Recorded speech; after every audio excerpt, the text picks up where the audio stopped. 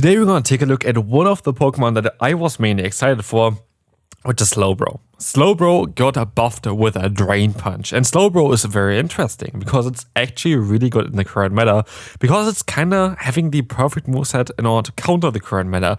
Thanks to the recent buff to Drain Punch is now going to do double the amount of damage as like before basically, and it now actually is a bit of a fighting type coverage move and not just an option to boost your own defense up.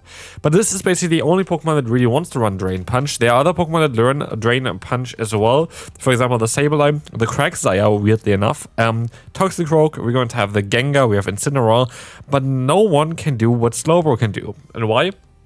Because Slowbro actually has the bulk that is needed in order to utilize Drain Punch correctly. It's the only Pokemon currently, other than apparently the Galarian Slowbro now as well, that really wants to run Drain Punch in its moveset.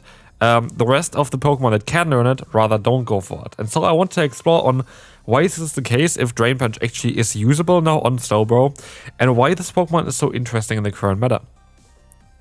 And we saw it already in the first battle, but we're also going to see it in the second battle. Why is this Pokemon so interesting is if you're going to take a look at the coverage that we have with this Pokemon. We have Psychic-type coverage, which is amazing right now against Pokemon like the Annihilate, which especially currently is the most common lead in the game right now. I feel like I mainly encounter Annihilate in the lead, which makes Slowbro a fantastic answer towards that. We have Fighting type coverage, which is amazing with the current normal types around, as well as some of the Steel type Pokemon like Empoleon. And then we have Ice type coverage, which helps out a ton with Pokemon like the Altaria, for example. We have some other Pokemon that can hit as well. For example, here in this game as well, we had Gliscor, which is double weak to this move as well. Altaria can one-shot, by the way, from I think full health. You're going to be able to complete a one-shot this Pokemon. Otherwise, yeah, you have targets like Weezing with Confusion. You have targets like the Clodsire with a Confusion Ice Beam. You have Stunfisk, which you have also Ice Beam for. I know they're super effective against you. But basically here, we see the Ice Beam landing already. It just showcases what this Pokemon can do. In comes here now the Empoleon. Of course, this is my better answer because I have Drain Punch, which is super effective. Instead of all the moves that we have on the Florges, which is going to be resisted, and the opponent just decides to forfeit here as Slowbro takes yet another game. And I had actually a great success with this team. Here we're going to have the Empoleon coming in against us. They are running a Metal Claw in the lead, which I don't think is really ideal on this Pokemon. I don't really see the reason to go for Metal Claw and Empoleon. Let me actually check real quick on the side. Metal Claw is the exact same as Metal Sound, but with less energy per turn. So like Metal Claw has absolutely zero play at all. Like does the exact same amount of damage as Metal Sound, but has less energy generation. So like, I don't know why. I know actually the opponent that I'm playing here, and I know that they actually know exactly what they're doing, and they play tournaments. So I'm a bit surprised about this, especially because I faced a few more Metal Claw versions of this Pokemon. I don't know. I really don't know. Like, I actually encountered multiple Metal Claw Empoleon from actually better players as well, which I find kind of interesting. Of course, here, they're just memeing. They're trying to play some fun Pokemon in the beginning of the season, which is absolutely understandable.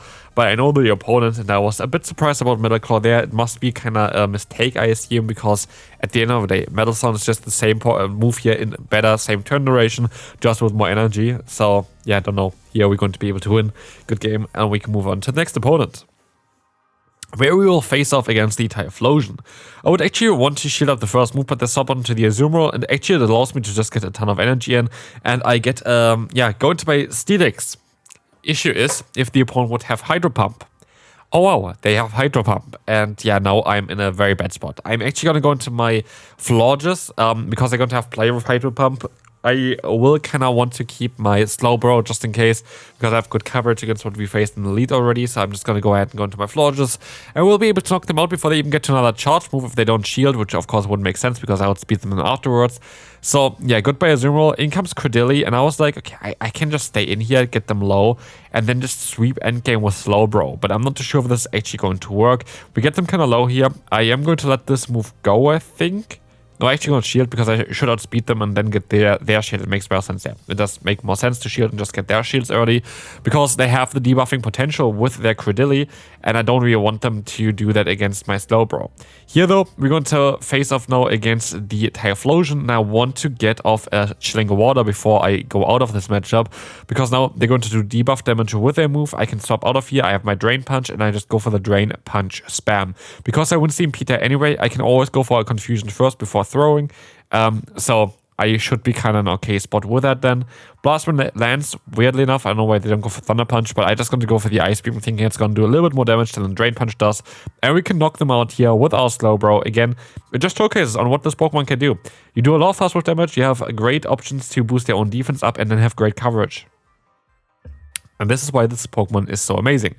Licky comes in here. We're going to swap out into our Steelix. As long as they don't run Earthquake, we should be kind of alright here. But like nobody is really running Earthquake right now. Fantastic.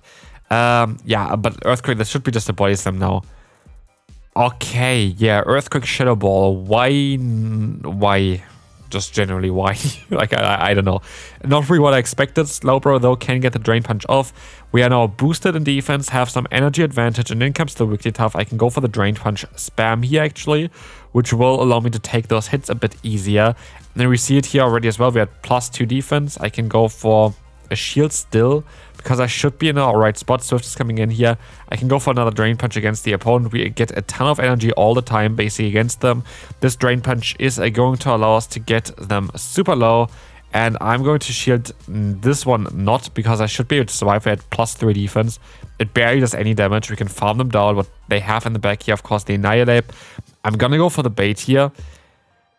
But I have to swap out soon as well. But actually, I try to go for another charge move, which I can still reach with the Ice Beam. And now we should get either the final shield or get them kind of nearly... Yeah, we actually get them super low, which means we should be able to farm them down with our Florges. I know I can take a hit. Rachel's coming in here, and we can just farm them down and win the battle. Again, Slowbro was just showcasing what it can do here. But of course, there's always going to be battles where you get hard countered.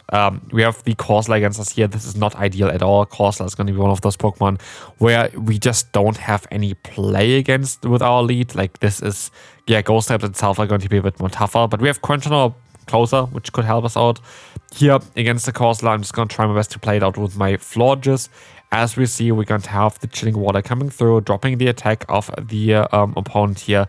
That's going to be fine. We're going to shield up the Nightshade. We try our best to knock them out, but I'll swap out here to the Digger Spear, allowing me to debuff them, which is kind of fantastic, as now I can go into my Slowbro. I avoid the matchup with my Steelix, and I should be able to just go for the Drain Punch spam, boosting myself up in the process, and I shield up the first move, which I feel like in hindsight maybe I should have not done, because they're debuffed already. I barely gonna do damage. And I know that they have the Corsola, which is going to be way more difficult for me, so I'm not too sure if that made any sense at all. I don't think it really did. So yeah, Scorching Sands coming through here. In comes the Corsola. I can go for the Drain Punch bait. I hope they shield this move up. They kind of have to shield this move up. They don't shield the move up, and now I'm in a bad position. Like, could have went for the Ice Beam, knocked them out.